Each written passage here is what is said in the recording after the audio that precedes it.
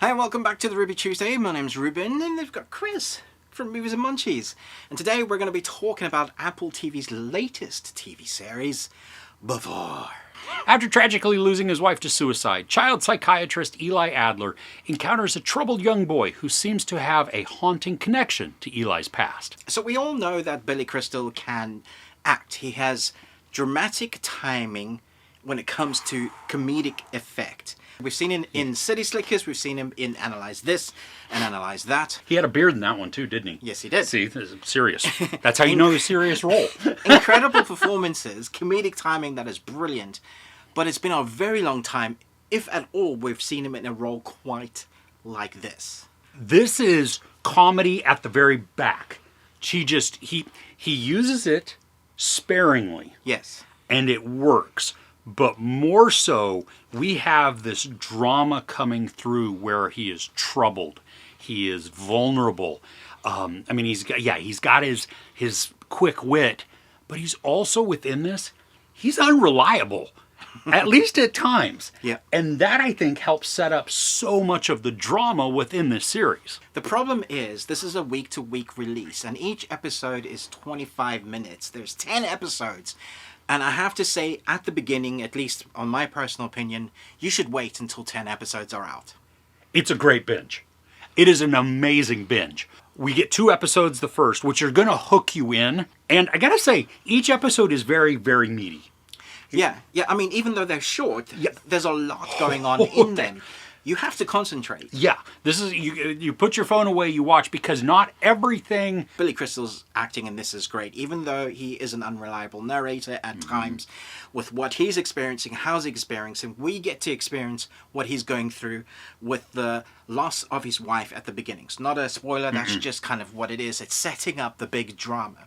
Now, he wants to leave his practice. He's kind of done with his work because of what he's gone through. Yeah. But there's one kid, Jacoby Jupe. Yeah. It's Noah's younger brother, Noah Jupe.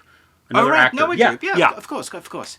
And so he plays the character named Noah. Funny enough, he does.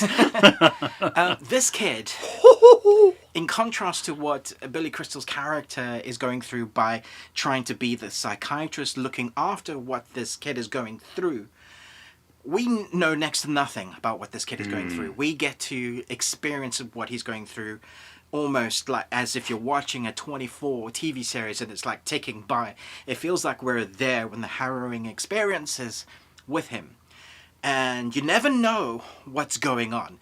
Chris and I, throughout this series, were flinging back and forth the different expectations or theories of where we thought this story was going. So it definitely subverts our expectation, because I gotta say, even when we got, I think it was to episode 8, I still thought it was something else that it wasn't.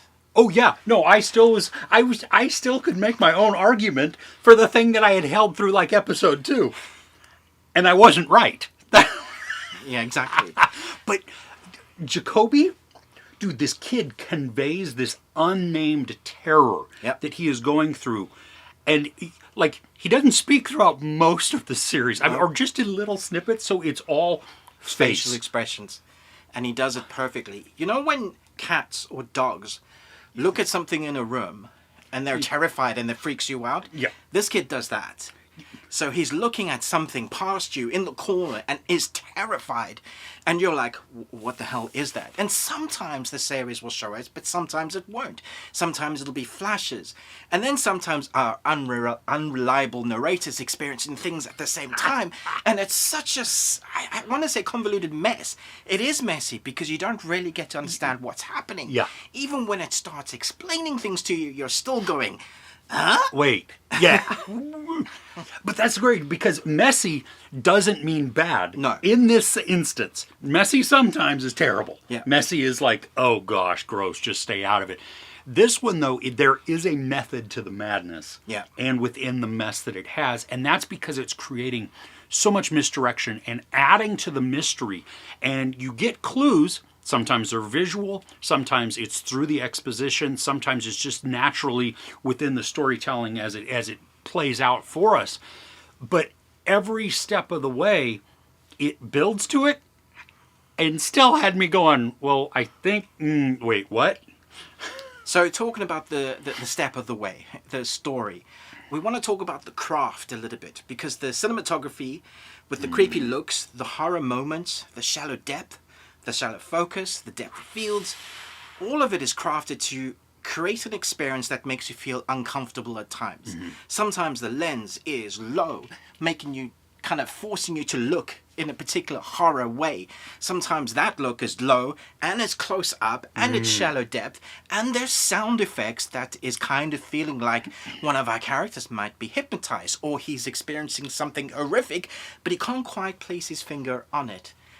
A craft making you feel just uneasy, and it's brilliant.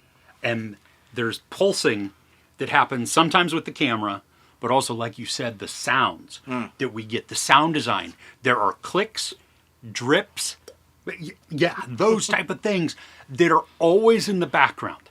And sometimes you notice them because they are pushed up forward, and so you can hear them more because they're meant to be at the forefront.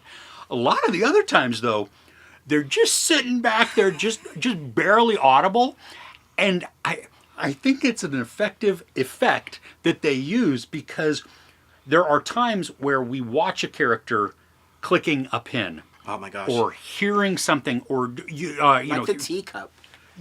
Oh yeah, and Nope. Yeah, exactly. That's exactly it. It has this hypnotic effect on us, and because what we're watching, I mean, you have a child psychologist or a psychiatrist, you have a child who is in need of those services, and both of them are questionable in what's going on.